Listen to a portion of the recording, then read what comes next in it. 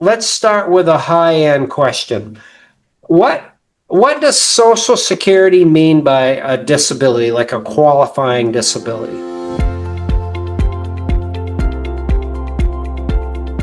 Well, they have a 5-step of a process that they first look at. And the first step has to be you have to not be working. And every month somebody calls me up and says, I'm working, but I'll stop as soon as I get my Social Security. It doesn't work that way. It should. In federal workers' comp or federal retirement, you can do that. In the VA, you can do that.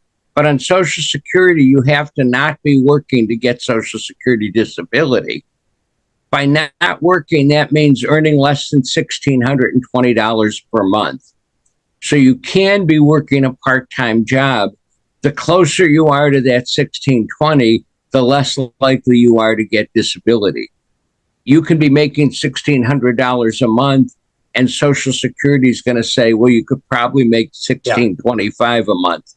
So don't get close. The other thing they look at is how many hours a week are you working. If you're working 40 hours a week and making $1,600 a month, they're going to say you're capable of making more. You could get a different job that would put you over that 1620 level. So they look at hours you work as well as the amount of money. The next thing they look at is, do you have a severe impairment? You cannot be working. One lady came to me and said she had 3 back surgeries. It looked good until I got her medical records and saw she'd had 3 skin tags removed from her back. So that wasn't a severe impairment. So you have to have something severe that keeps you from working. Now, I've had clients with severe impairments to one extremity. Social Security is going to say, why can't you do a job with the other 3 extremities? If it's to your arm, why can't you do a job using the other arm and foot pedals? So you have to have a severe impairment that's going to affect your ability to do work. The next thing is, do you have an impairment that equals the listings? That means they have a list of medical conditions. And with those medical conditions, if your severity is so great that it fits completely into their category, you win automatically, you don't go further. One of the ones I look for that's an obscure listing is if you've had heart surgery and still have chest pains that last 4 minutes, you meet the listings, you win. So anybody I have that has heart surgery, I ask if they still have chest pains and how long they last. Most people don't know how long they last. So I tell them to time them. And if they're lasting over 4 minutes, I make sure they tell their doctor. The doctor's not there to time the chest pains, but if it's in the medical records, that's good enough. The next thing you have to prove is that they can't do the work they were doing in the past. Social Security looks at the work you were doing in the last 5 years. This morning, I had a hearing for somebody's past work was as a forklift driver and as a cook. And the vocational witness said if he was lifting 50 pounds or more, and now he's limited to lifting 10 pounds, he can't do either of his past jobs. So we have to prove you can't do your past work. And then we have to prove that there's no other work that you can do. For workers' comp, for long-term disability, for some federal employment disabilities, you just have to prove you can't do the job you were doing. For Social Security, you have to prove there's no other work you can do. So the fact that you can't go back to what you're doing isn't enough. You have to prove more than that. And that's what Social Security is looking at to determine if you reach their level of disability. So, Jim, if somebody is following along with this, we've covered the 5 steps and they look in their online portal. Is there any correlation between the steps that you just communicated and what they're evaluating in the portal? What they're evaluating and what?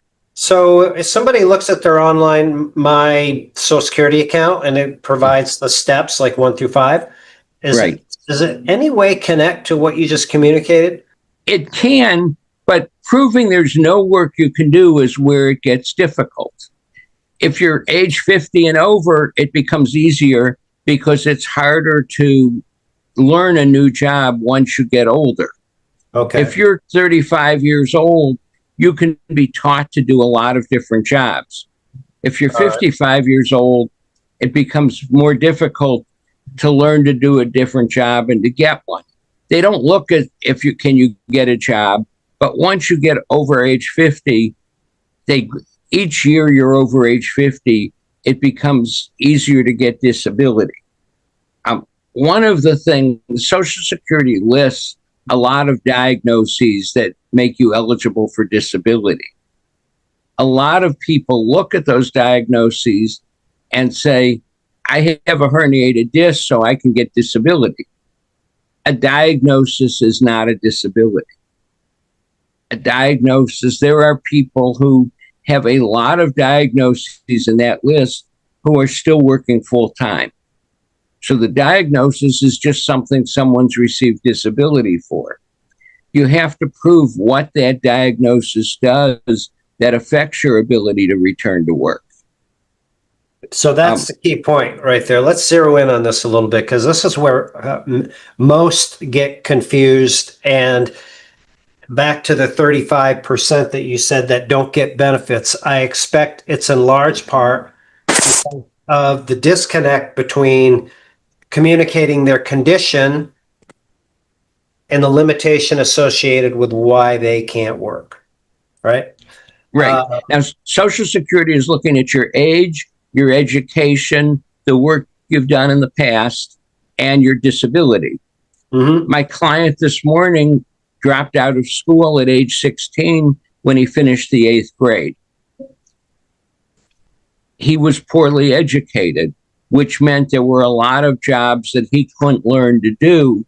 So the fact that his education was poor helped him in the disability realm because he couldn't learn to run a computer. There are a lot of things he couldn't do. His work had all been unskilled. So he didn't have skills that transferred into other types of employment. Mm-hmm. So they look at what did you do. If you were working in an office running a word processor, you have skills that could transfer into other types of employment. If you're working in a warehouse, lifting 50-pound boxes and moving them from one skid to another, you don't have skills that transfer to other types of employment. Mm-hmm. So they're looking at that. But now you have to show that I have a herniated disc. That's something that's in the listing of impairments. Yeah. What does that herniated disc do to you? It depends on the severity of it. If your herniated disc keeps you from lifting more than 5 pounds, that takes away even sedentary work. If the herniated disc makes you so uncomfortable that you can't sit in one position for more than 15 minutes at a time before you have to change. If the doctor says you can't stand more than 2 hours out of 8, and you can't sit more than 2 hours out of 8, and you're going to be lying down a good portion of the day, you're unemployable. Yes. So how does that diagnosis affect your ability to do work? That's where the disability comes in. Putting a tag on something, you can say, I had a client a couple of weeks ago who was denied disability. He wrote on his application that he had a stroke. He didn't talk about what that stroke did to him. And with this shutdown, the people at Social Security and with this administration, they have short time limits to make decisions. So, given those shorter time limits, nobody bothered to find out that he was paralyzed on one side. He was denied because all he said was he had a stroke. He didn't put on his application that he was paralyzed on one stroke or what the limitations of that stroke were. Mm-hmm. We put all of that on his reconsideration. They also hadn't gotten all of his medical evidence. So I got the medical evidence we needed to attach to the reconsideration. It took an extra 5 weeks before I filed the appeal, but it's going to make that appeal a win. Yeah, that's strong. So the messaging here for everybody is it's not just the diagnoses, it's the limitations associated with it. But not only that, they need to be communicated, just like this situation right here, so that Social Security can clearly understand these. This is good. So I want to move on about the definition of, well, Social Security has actually got, in my opinion, a higher threshold for approval than other programs, short-term, long-term disability, veterans benefits, et cetera. And some people, I expect this has happened to you, I'll use a veteran, for example. They come with a 100% rating, their P&T, and so they're getting those benefits, which gives them some false sense of security, unfortunately, that when they come to the disability system for Social Security, it's not the same. So can you speak to that? Like, what is the general difference between Social Security and the other programs? There's over 100 different definitions of disability in America. So everybody has their own. You can be 100% disabled on the VA and still be working full time. There are a lot of postal workers who are 100% disabled. Mm-hmm. There was a lawyer on the West Coast who was representing people on Social Security claims who was 100% VA disabled. So the definition is different. You can be 100% disabled on federal employees' retirement system and still be doing a minimal amount of work. On Social Security, they have set up their standard. The standards aren't fair. So I'm not defending the standards, and I have spent a lot of hours in Washington trying to change the standards. Back in the late 80s, the Arthritis Foundation was asked to nominate someone to be on the Social Security Advisory Board. The heads of the board thought they were going to nominate a rheumatologist to help with their arthritis listings. They instead asked me to be on the board, and the board refused to accept me. So the fact that they could have had somebody who understood what was going on in the system made it something that they weren't going to accept. Mm-hmm. I have said many times when I've testified that if they were to take 10 Social Security judges, 10 people who work in the Department of Disability Determination, where they make the initial and reconsideration decisions, 10 people from the local offices, and 10 representatives, and get us all together to talk about how to fix the system, and told us, write the 10 things you think should be done first to make the system better. 8 of the 10 things would be the same on every list. But they're not interested in getting information from people who know what's going on. So we have a system that's in a quagmire. Yeah. Back to your question, though, there are a lot of different definitions of disability. And just because you're getting permanent and total disability from workers' comp, almost every state has its own definition of what permanent and total is.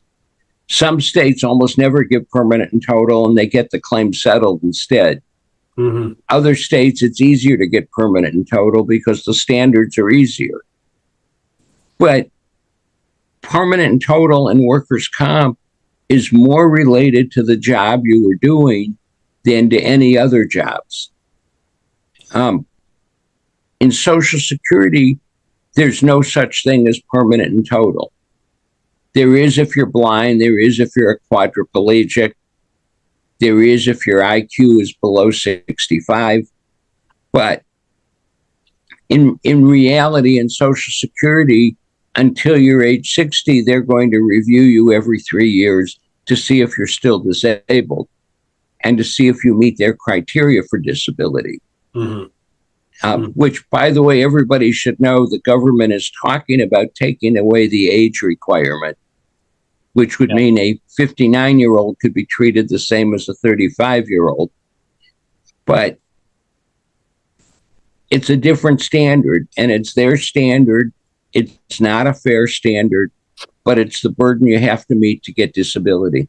Yeah, and you can get approved. So, Jim, I want to go back to talking about some conditions so that we can address, again, a little deeper dive in some of the common questions that people have. So I'm going to take a condition like cancer. And my question about that, somebody has cancer, it's a listing, right? So if they meet the listing, then they get approved. But what I would like to hear from you is some of the nuances for a condition like cancer. Like some people that have cancer could meet the listing. Some people that have cancer, they could be treated and out, right? So maybe they could get a closed period. So help us better understand the cancer and the aspects of getting approved. Or you might have a course of treatment that doesn't last 12 months and you're back to work. So the fact that you have the word cancer doesn't mean that you're going to get disability.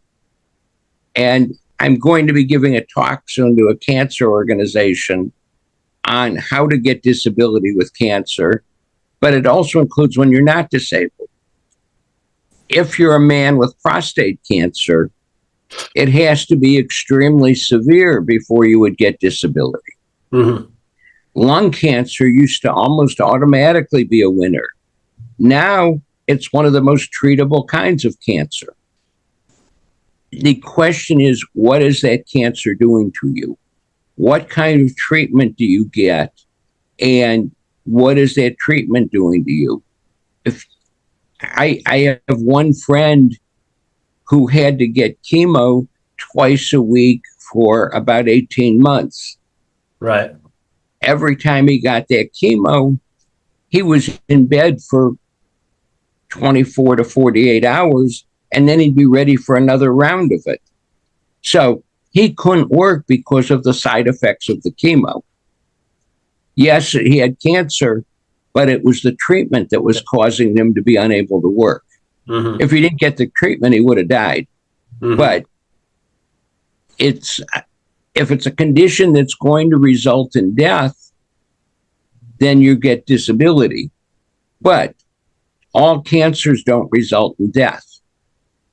You have to look at the diagnosis and the type of treatment.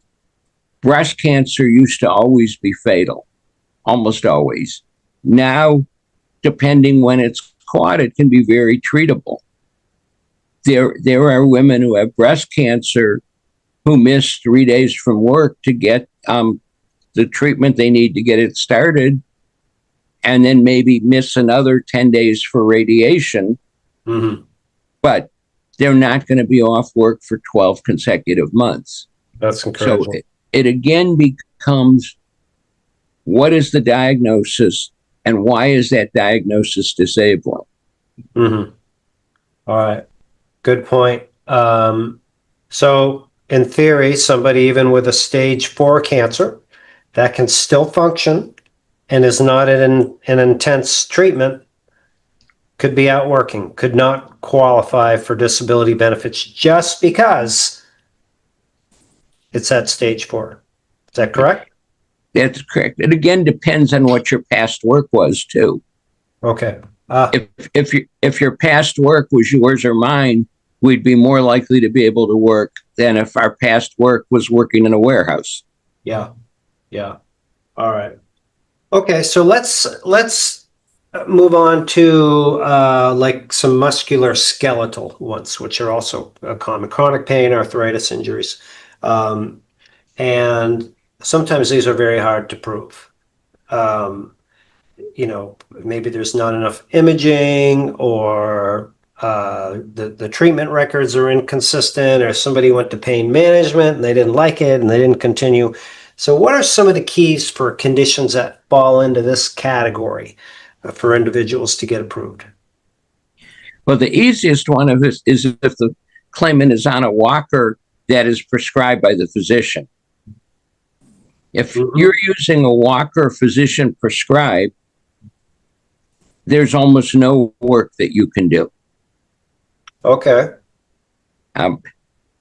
If all of your past relevant work was a sit-down job, that walker isn't going to prohibit you from working, other than your breaks may have to be longer, and that's an accommodation. Okay. If you're going to go to the bathroom, 15 minutes may not be long enough. So you may need an accommodation that an employer may not provide. But let's say you have the typical backache with arthritis in both hands.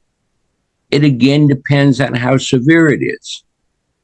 I had a client recently whose arthritis is so bad that 10 fingers go in 10 different directions. Ooh. I mean, this person can't even wear gloves. Mm-hmm. Mm-hmm. That's no use of the hands. His past work was lighter work, but if you can't use your hands, you eliminate a lot of your past relevant work. It then becomes, what else can he do? And this person was very skilled, but a lot of skilled work requires use of a computer, and he couldn't use a computer. The judge wanted to know about voice recognition. Well, couldn't you talk to your computer? And he could talk to the computer, except that would be disturbing to coworkers.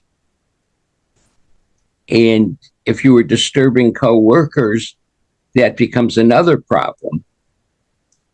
The other issue with this person was, because of his impairment, he had severe depression. Okay. And which was documented by a therapist. We add the depression into the bad hands, and there was nothing he could do. Usually, if it's just an injury to the hands, it's not enough, but you usually don't have hand injuries that are that bad. I have clients who come to me with bilateral carpal tunnel who are refusing surgery. If you're refusing a back surgery, that's legitimate. If you're afraid to have back surgery, that's a legitimate fear. If you're refusing to have carpal tunnel surgery, a judge can say, this is something that's curable, and they're refusing to go through the procedure. Good. Good. Before we move on, Jim, Nadine, I just want to take a quick time out for advising those out there that have questions, how they'll be able to participate in the FAQ in a moment. Sure. So later in the show, we are going to have a Q&A portion of this. So you can either start sending your questions in the comment right now. I'll take note of them, and I'm going to ask those questions live and answer them live. Or you can join us via Zoom. I'll be posting a link so that you would be able to personally ask your questions and get them answered by our experts. Yes. Yes. Okay, Jim, next is brain health type conditions, mental health, depression, anxiety, PTSD, invisible conditions that people have. Oftentimes very, very challenging. I know you've got an industry expert of your own that you speak highly of, but for those that have these, I'm also wondering if there's some nuances for those that are over 50, under 50 with these conditions? Like, what is it that, what are some of the keys to getting through and getting cases like these approved? Well, there's someone at Cleveland Clinic who's doing research now because she found there's never been a book written to show that if you have a chronic disease or if you suddenly stop working because of an injury, you're almost sure to have anxiety and depression. It's a given, and it's known, but it's never been scientifically researched and published. So she's doing that. But wow. If all of a sudden you're stopping working because you have MS or Parkinson's or you're in an accident, there's first of all some studies that show the sooner you get mental health therapy, the better you respond to the treatment for your physical injuries. Wow. Now, that's not a doctor speaking, but the study was never completed because they ran out of money for it. But it was really making great progress. I like to see a person who's getting that therapy when they need it. And a lot of people do. I've had a lot of spouses so happy that their spouse is getting some mental health therapy, because when you sit around the house, all you get to do is think about how bad you feel. Yeah. On the mental health side of the case, though, if that's all it is mental health, you have to show that you're unable to take care of your own needs. Whether I had one psychiatrist who testified at Social Security who felt if you lived alone, you could take care of your own needs. And if you lived with someone, you could get along with other people. So therefore, nobody could get disability in his mind. I had a client show up who probably hadn't taken a shower in 3 months, and she was wearing some striped stretch pants that were about 4 sizes too small, and a plaid flannel shirt that was also about 3 sizes too small, and a knit hat. And when she took it off and rubbed her head, you could see how greasy her hair was. And he looks at me and says, "You got me on this one." But taking care of yourself means needing a reminder to take your medicine. A lot of people use a reminder of setting the alarm on their phone, of having somebody tell you to take it, wearing the same clothes for a few days in a row, not showering very often. I have a question on this one. I understand if I understand correctly, what you're saying is for somebody with mental health, any of these conditions, the premise is they need to be in a situation where they cannot take care of themselves. Okay, that's it. If they have an RFC from treating physician that says that they would miss on average 3 or more days of work a month, puts them in a they're not employable. What about a situation like that where they're not as severe, but they're not employable? The mental health professionals' office records have to back that up. And they back it up by saying they don't shower often. They forget to take their medicine. Forgetting to take your medicine is a common occurrence with a mental health problem. Got it. Not eating regularly. Okay. Not cleaning the house. The next criteria in that is unable to get along with others. If you live alone, or if the people you live with, you're constantly argumentative with them, or you're complaining about them. If you were in a work setting, you wouldn't be able to get along with coworkers because of that. Those are things they look at, but it again needs to be in the professional's records. Patient came in today and said, had a fight with wife and daughter. Mm-hmm. Things like that are backed up by medical records. Okay. Now I'm going to keep pushing on this one because I mean this is an area where we see a lot of members come here and for help. So if there are like 2, maybe 3 questions that you would ask somebody that came to you, that is a 47-year-old person that has a just mental health conditions. What are some of the questions that you would ask them to see if if they are a viable candidate? The first question is, are you seeing a mental health professional?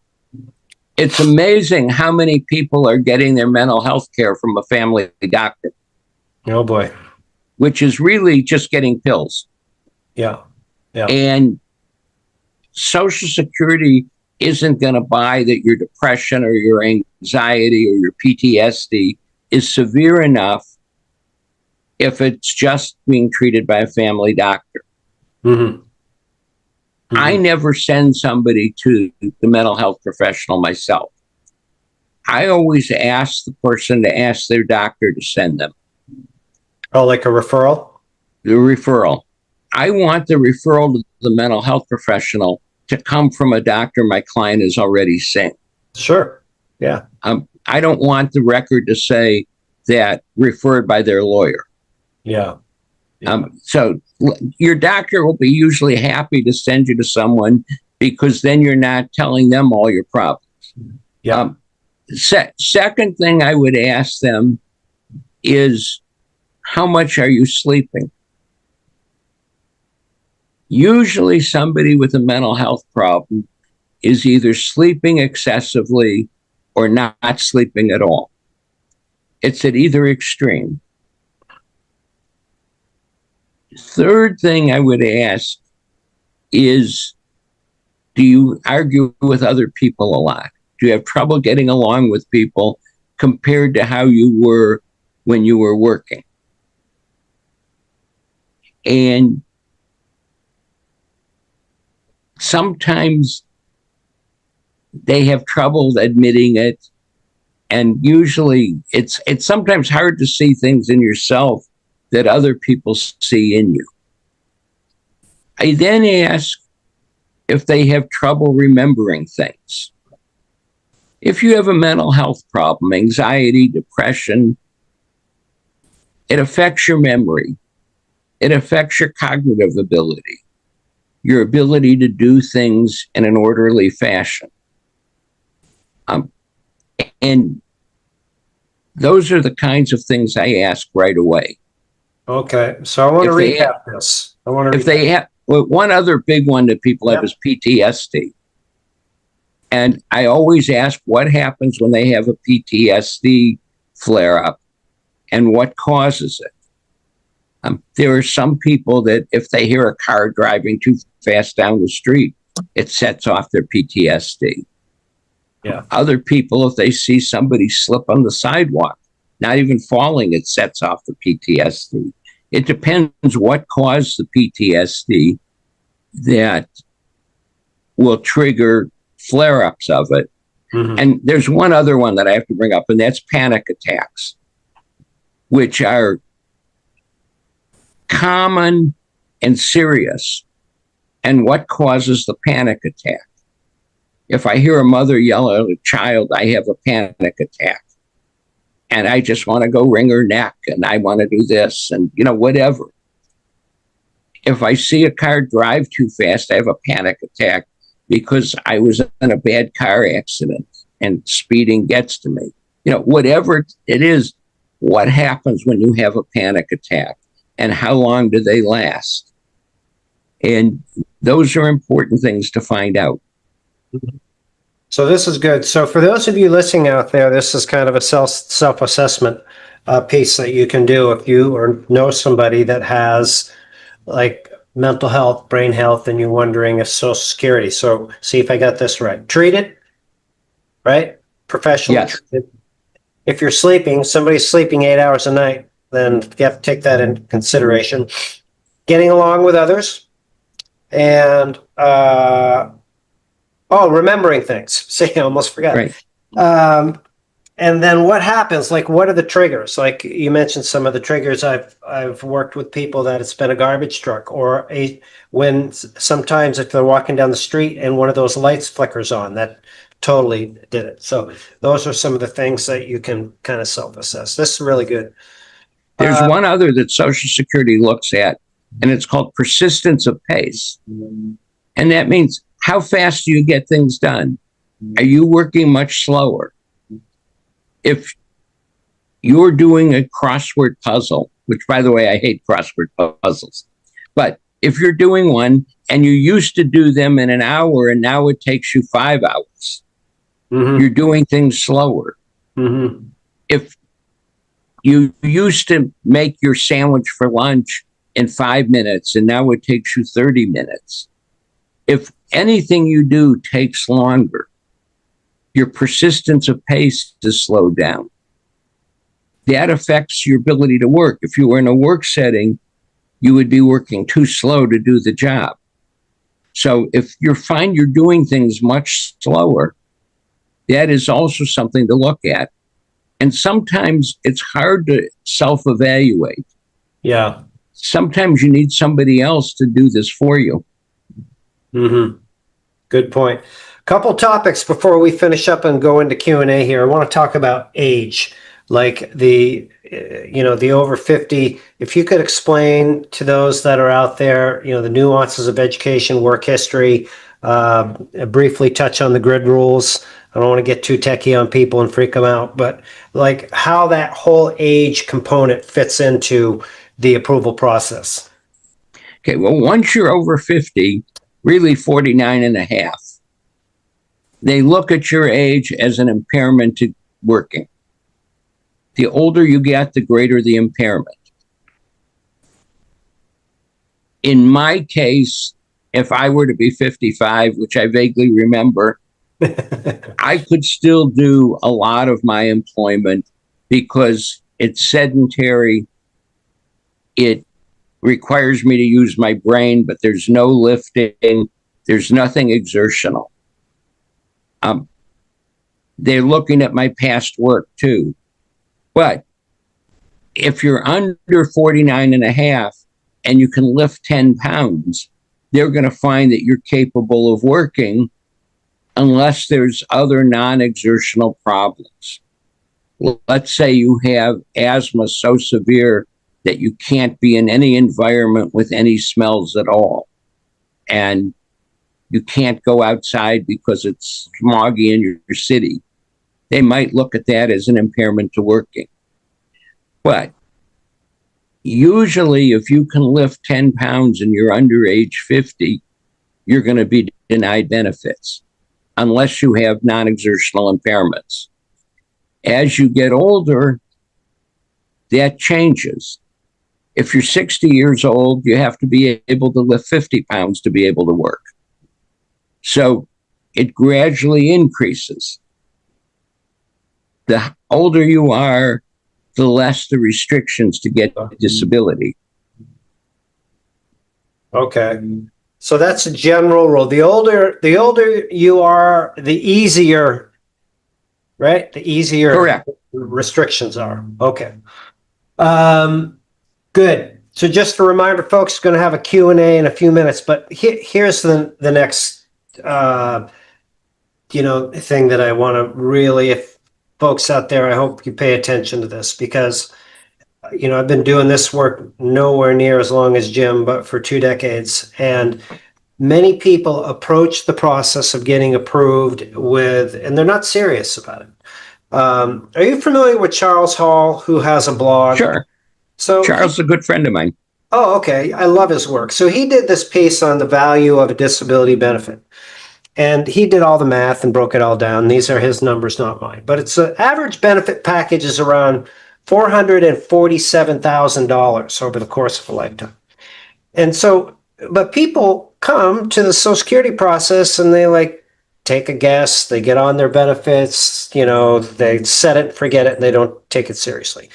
So what I would like, if you could just really kind of dummy it down for everybody and point out some of the like top 2, 3 mistakes that people make. And at least if we could get a message out there that not to do these things and to take it seriously, we can make a bit of a difference in this area.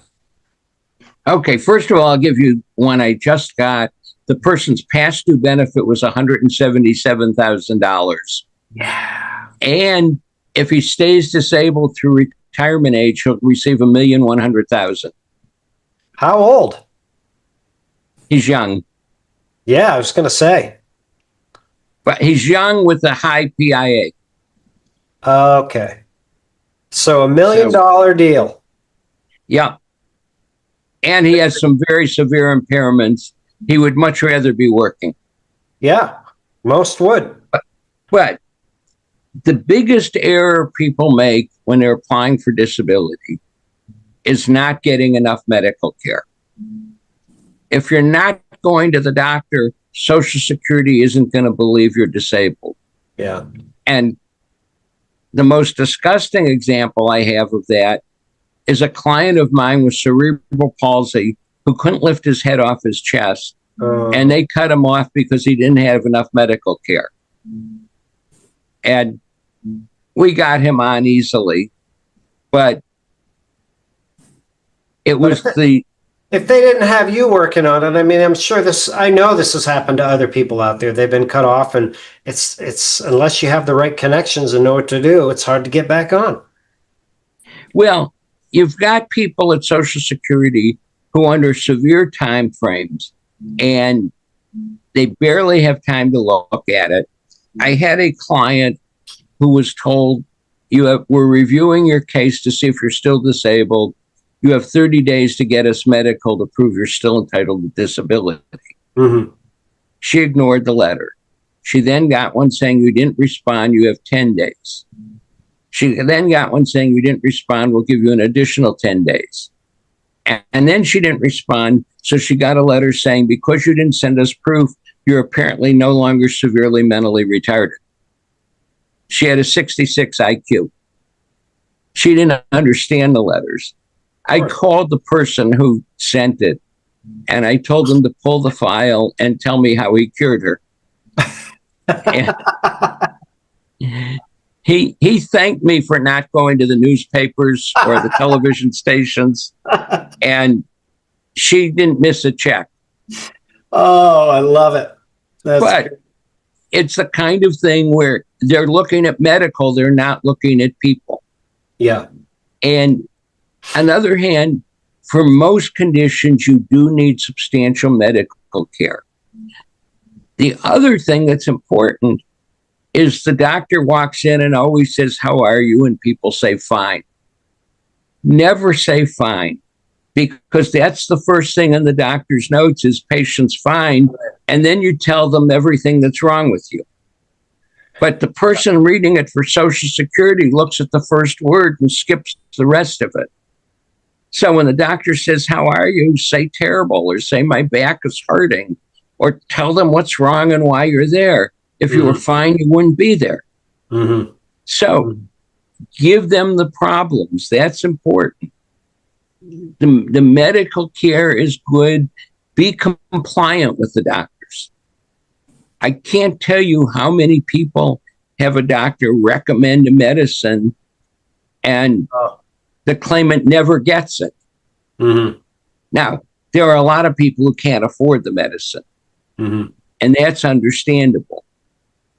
But there are other people who just say, I don't want to take a medicine. I don't want to try it. And then Social Security says they don't want to try to get better. So, but Jim, I want to hit the pause button on that one. So if somebody does not want to take a medicine, or they don't want to go to pain management again, because they already went and it made them feel worse, can you provide some directions on how to like address that with your medical records, with your doctor? They have to ask the doctor, what are the side effects of this medicine? And then if they're afraid of those side effects, say so. Pain management is usually injections. Steroid injections have some serious side effects, and it's legitimate to not want to do that. Mm-hmm. One of the difficult things I've seen with pain management is a lot of pain management docs are now recommending cannabis, depending on the state you're in. If it's legal in your state, and frankly, it helps a lot of people with their pain, but it's still illegal federally. So, depends on your judge. Some judges think it's fine to take for your pain. I hope it helps. And other judges say you're taking an illegal substance. Got it. So that's a difficult one. My funniest was the judge who said to the claimant taking cannabis, "Did you start using drugs when you were in the military?" And my client said yes. And the judge said, "That's when most of us did." I mean, I hear that's when most people started. Yeah. And that judge was good to every client I had after that, because I never told anybody he said that. That's beautiful. Now, I want to add one thing to what you're saying about the going to the doctors and the treatment. I want to remind everybody, as we had discussed earlier in the program, what you do when you go to the doctors makes a big difference. Like understanding your condition and your limitation and effectively communicating that, right? I just want to tighten that up. I actually want to roll it forward. I think everybody that's going to the doctor, if you're out there in this audience and you're listening to somebody, and maybe you're a disability applicant or recipient, but if you know others that are working full time, in my opinion, learning this effective doctoring not only will help you with your treatment, because you'll have limitations that you'll be communicating to them. But if, God forbid, you should ever need to go through the process, you'll be in the habit of effective doctoring with limitations. So thank you for that. I just felt it, from a public service announcement standpoint, appropriate to do that.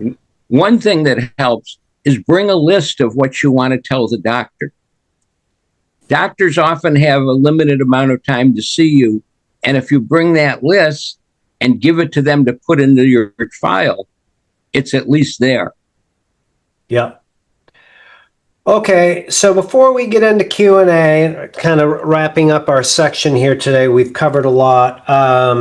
For people that are applying or approving, are there like a few takeaways that you have for tips, like, that they should be doing? We talked about medical care. I just talked about the limitations, but is there anything else that you can think of that would be better? Yes, the remarks section is usually left blank.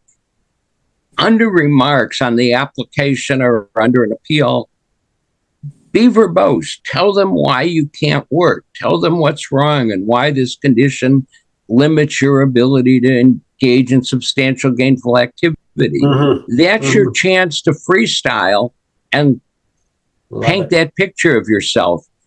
It's left blank, and it's not. The other thing that's important is the denials are written by AI now. Oh. They're made to scare you into thinking that you can't get disability and you'll never get disability and you're wasting time and go back to work because there's nothing wrong with you. Don't give up. Don't think that somebody really reviewed it and wrote that out independently. It's a computer-generated denial. But what I tell people who call me is 100% of the people who don't appeal don't get disability. Yeah. So take your chance. You have nothing to lose by appealing except letting the government keep your money if you don't appeal. Yeah, no, that's a good point. And there's a lot of factors. There's many of good cases I've seen. I fully expect you have that. They didn't evaluate it right. So, Jim, question on that: if AI is influencing denials, what about favorable decisions? Are those still done? Call it manually? At initial and recon, they are. At the hearing level, some of the judges are experimenting using AI writing decisions both ways. And some of the decisions are coming out in 2 or 3 weeks. And the ones that come out in 2 or 3 weeks are done by AI, except for a couple judges who always got their decisions out that fast, and they're in the highest rate of denials. But the judges who were taking 6 to 8 weeks and are now getting them out in 2 to 3 weeks are experimenting with AI. Okay. It's not changing their approval or denial rate. It's trying to get things done faster. Frankly, the AI decisions I've seen have a lot of nonsensical verbiage in them. Are they accurate?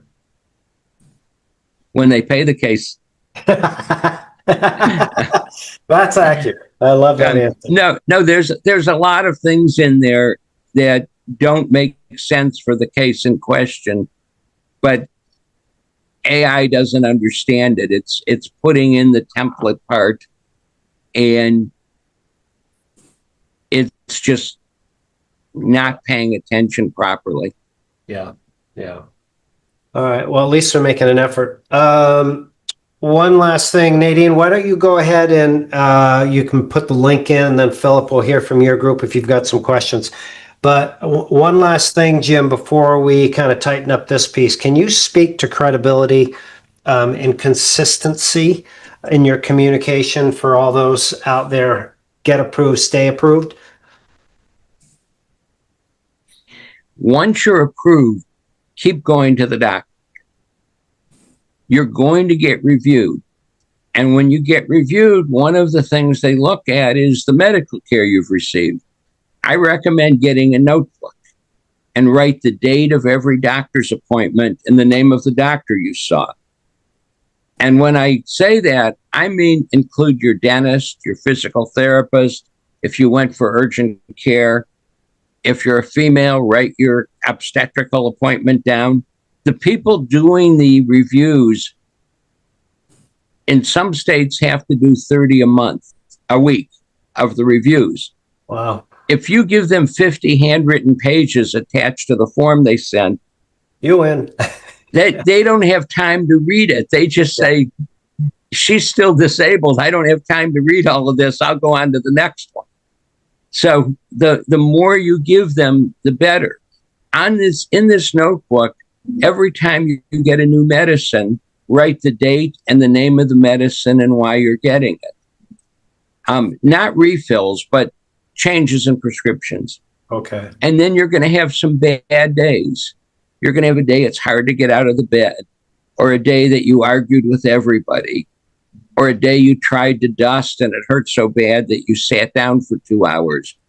Write the date and why it was a bad day. So you're filling up this notebook, and you're going to give it to them when they do your review. And it helps on the review, but you still need the medical proof.